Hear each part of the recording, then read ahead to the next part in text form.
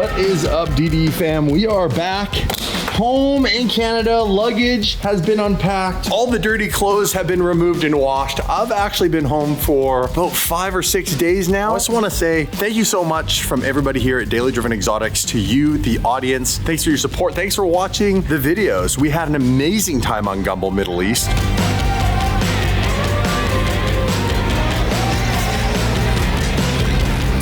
But now we are back. Oh, it's good to be back. That fresh, cold Canadian air, and it is full on winter here. It's -7 right now, Celsius. Look at this view. Beautiful, beautiful British Columbia. Look at the snow up on the mountains. It actually snowed some more in the mountains way up in the back. We went from epic adventures on Gumball 3000, sand, hot temps, all the way to snow, cold temps. We have some fun things in the works. We'll be back to our regular programming. I know we took a little bit of a break, but we did 12 days back-to-back daily uploads. It was stressful, fun, and hard, to say the least. I'm gonna take the G63 here. We got a big update on the Hummer H1. You guys saw the title and thumbnail. Unfortunately, I got some bad news about that. Something I didn't really see coming. Problems with importing a car from the United States to Canada. If the vehicle doesn't meet the right requirements for it to legally be driven here, well, it doesn't pass an inspection. And I'm gonna get to exactly what are those specific things. Are they correctable? And will that vehicle ever be allowed to be here? Or do we have to find an alternative? But for now, let's jump in the G63, turn the heat on the heated seats because it's already freezing out here. My hands are cold. Oh yeah, baby. G-Power. Right here on the door, right there, heated seats. And we're gonna head over to August Luxury Garage to see the boys who are working on the inspection for the H1. Now, like I said, it's doesn't pass, unfortunately, which means it's not legally allowed to be driven here in Canada, which is a huge problem because one, this is one of my dream trucks. I love the H1 and I know you guys like it. And a lot of you are excited to have it back on the channel. We're gonna do some epic things with this. We have some plans with Predator to update that truck. Before we do anything, it'd be nice if we could at least legally have it registered for the road. Put this thing in reverse. Let's hit the road.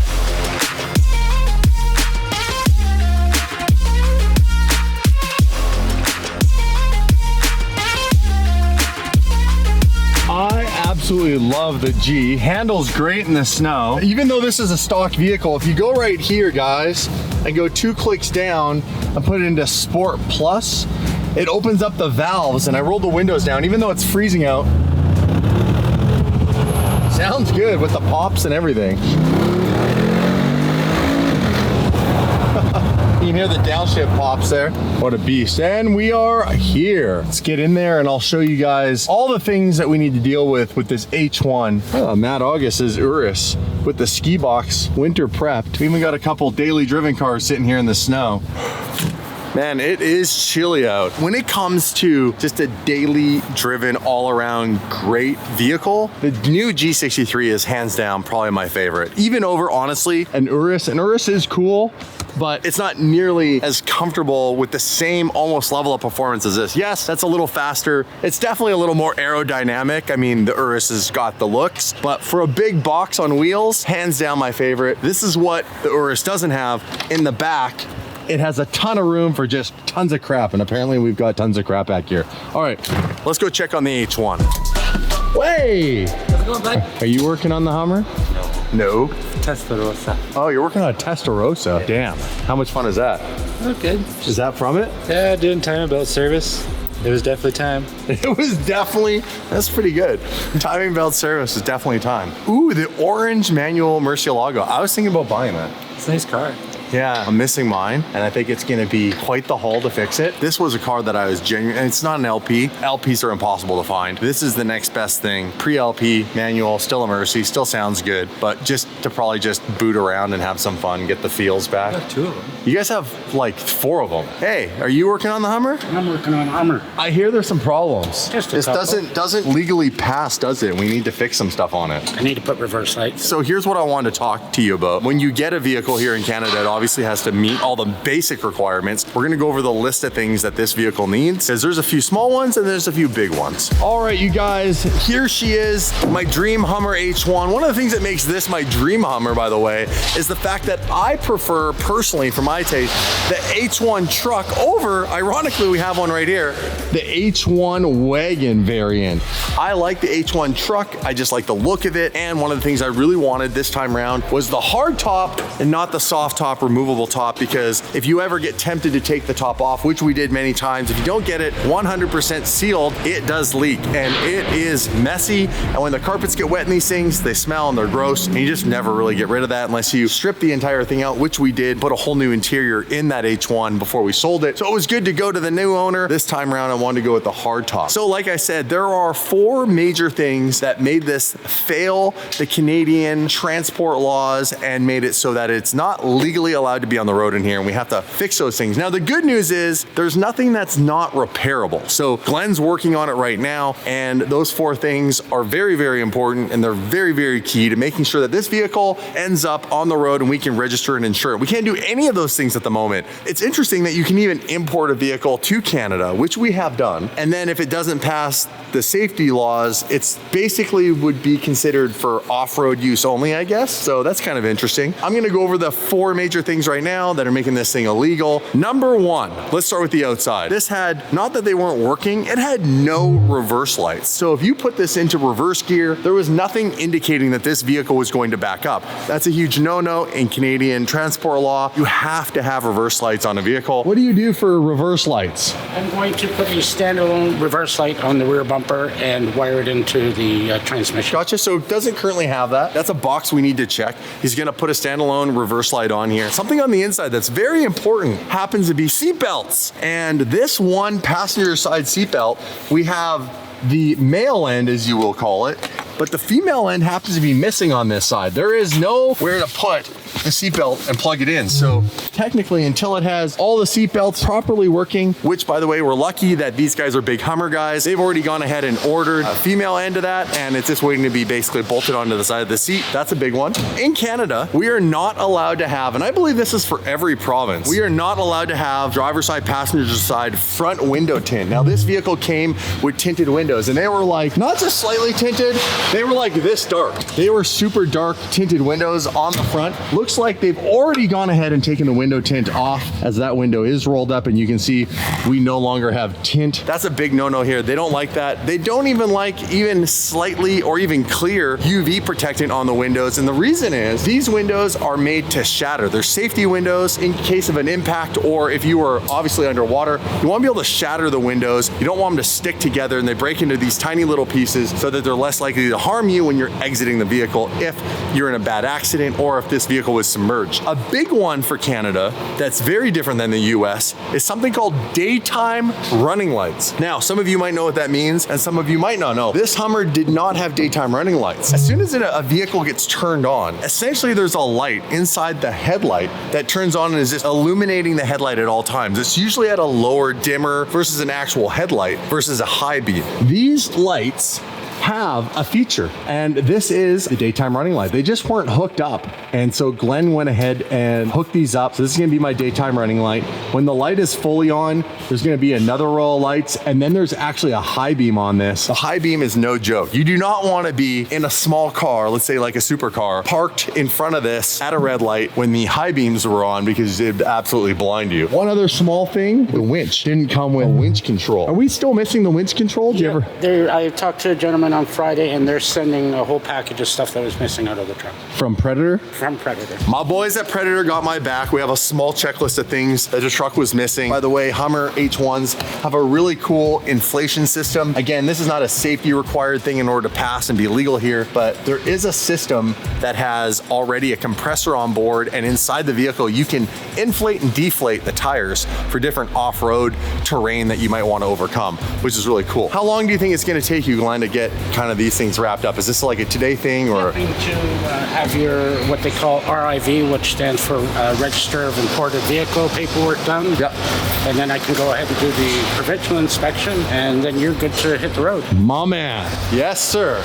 I appreciate you. The guys here are gonna get this thing so I can get it wrapped up, insured, registered, on the road, and we can start right away with the shenanigans. When I first got the phone call from Matt August, I said, hey man, your H1 didn't pass the inspection. My heart sank. I was like, oh my God. He's like, there's a few things that we probably need to try to work on. These guys, for the better part of the last week while this vehicle's been here, have been ordering little things and making sure that this all gets taken care of. Now, let's just jump to updates that we want to do on the Hummer H1. So you guys get a bit of a visual as to how we're gonna modify this thing. And I think you're gonna be able to have a good visual if you are an OG subscriber, because my old Hummer got these things. And I can tell you the secrets of the new stuff. Predator makes the Viper Crazy bumper.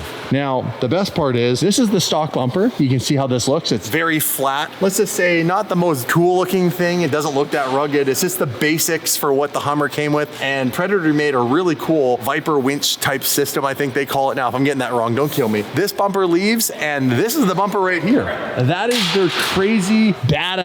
Now this one's a little dirty because it's been out and used. Going to guess that this probably has it on the front as well. My old truck had this, by the way. Here's the new crazy Viper winch system, and it's cool because it's like kind of cut in on an angle on the front here. It'll have the new rigid LED lights on the front, has a cool upgraded winch system, and it's just got a more aggressive, more off-roady look. Plus we're gonna put on this big badass brush guard that comes up onto the hood. We'll put that on. I know they're designing their version of a much cooler rack for the back spare wheel. So this is the one that came with the truck. It's really cool looking, but Brian promised me at Predator that they have a much wilder design that actually sits up a little bit higher, so it's a little easier to get things into the truck bed so that this is more usable. And in the meantime, well, this isn't the worst thing. It is nice to have a spare in case something does go wrong. Those are some of the basics that we want to do. Of course, we always have the potential to up the horsepower and the boost on the Duramax engine with the Allison transmission. Oh, and it's winter. We have a new wheel and tire package that I bought off of Brent, a buddy of mine who had an H1. A larger wheel, a very cool looking, I think they're like fuel wheels. They are fuel. And then a very cool looking off-road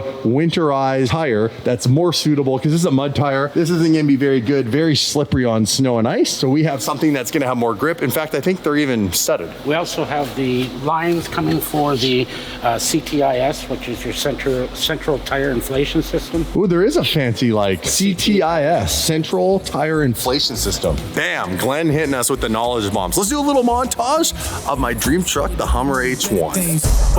That's a watch, huh? Not a sound, you and not, huh?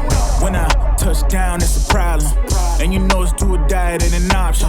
Hey, 6 chains like I'm Kumo. I'm a heavyweight, got my pockets on sumo.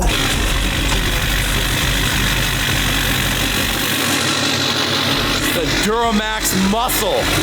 Man, am I excited to get this thing back. All I do is take it up the mountain and smash through the snow.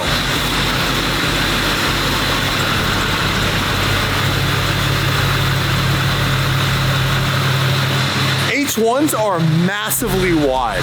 There's nothing quite like them when it comes to a truck on the road. I mean, if you've never experienced driving one of these, you feel like you're taking up both lanes, like quite literally. I need your help. Do I wait and rebuild the LP640, or do I buy this in the meantime as well? Manual Murcielago. It is the first gen Mercy, but it does have the golden ticket. The manual Murcielago says don't start. Why does it say don't start? Hey, why does it say don't start? It says don't start on the steering wheel. Why does it say that?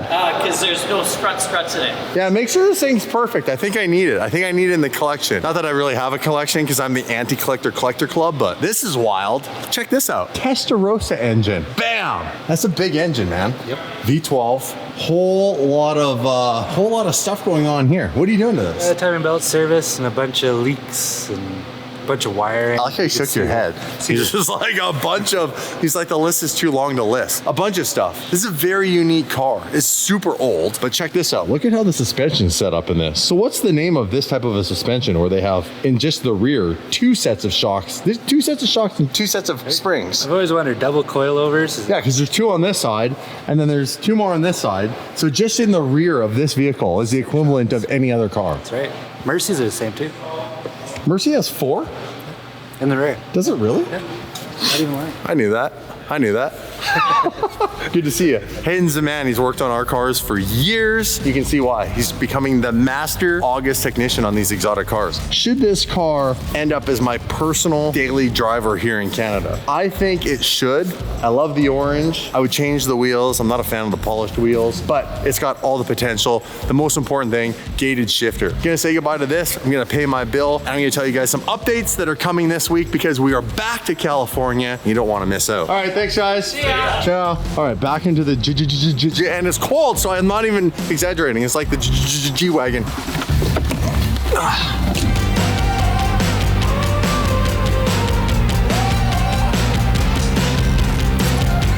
I picked up a hitchhiker on the way home. Where's my little hitchhiker? Say hi, Presley. Hello. Presley just got out of school, so I had to swing by and pick her up. Thanks to the guys at August for working on the H1. Again, I know you guys are looking for some updates. Where are some of the cars? So you guys should know that the 550 is being built by Mike Essa. The twin turbo F12, that was the one that I got the most questions about. The twin turbo F12 is at Gintani. What they were waiting to do is change the cooling system. If you really ran it hard, then it would get hot and overheat, and we were trying to basically combat that. And the real issue there is the fact that that massive air-to-air intercooler is like a brick and it's right in front of the radiators. The air just isn't getting through that into the radiator. Alex at Gintani had a solution, and he'll be changing the intercooler setup and probably placing either the radiators somewhere else so they get more air, but he said it won't be a hard fix and that they were gonna get to it shortly after SEMA. SEMA was hectic for everybody, and well, as you guys know, everyone just got back a couple of weeks ago and was settling in while we were in the Middle East. So hopefully in the next week or two, we'll be able to get the F12 back, and then it will be going to get the wide body kit. Everything but the doors and the roof of that car will be completely changed. So be excited for that and understand that sometimes it just takes a little bit of time and patience before you'll see the fruits of those labors come to reality. It is starting to snow again. We have basically the snow is moving in across the lake, which is really cool. I'm gonna show you guys. A little bit sunny over in that corner, and now we have the snow moving in from right to left. So I'm gonna go and turn on something that I'm very grateful for. We have a heated driveway. That's right, you didn't hear me wrong. We have a heated driveway. That's what all these lines going into the ground are for. And I can go ahead and switch this on. It'll turn on the heater and pump a solution that runs through all the veins into the driveway to make sure that when it does snow, it won't stick. And more importantly, I won't have to shovel a very steep driveway. Now, I'm gonna run inside. It's freezing out here, like I said. It's about -8 now. We have what? The 720 GTR to pick up when we get back. The SVJ is going into Gintani to get twin turboed. I've paid for that kit. We're good to go. The build will start very, very soon. Alex gave me an update in text messaging. Intake manifold has been sent to be cut. All the parts are ordered and a bunch of the parts are in. So maybe we go to Gintani. We'll pick up the 720 GTR when we get back in a couple of days. And don't forget, in the coming week, while we're in California, we have Billionaire Mike Hall for the very first time coming to California with us. And well, you know what's gonna happen. That's right, we're gonna put that son of a bitch front seat of the 720 GTR. We're gonna get his reaction. Stay tuned, the shenanigans are coming to Cali. Peace. All right, Presley. It's cold out here. What are you doing? I want to show you something. What are you doing in a t-shirt? I want to show you something I saw on YouTube. Oh, I'll show you. Yeah, but it's What is it? So the Tic Tacs, and then if you go like this and dump it over. I gotta see what my daughter has watched on a YouTube video and wants to make with Tic Tacs. All right,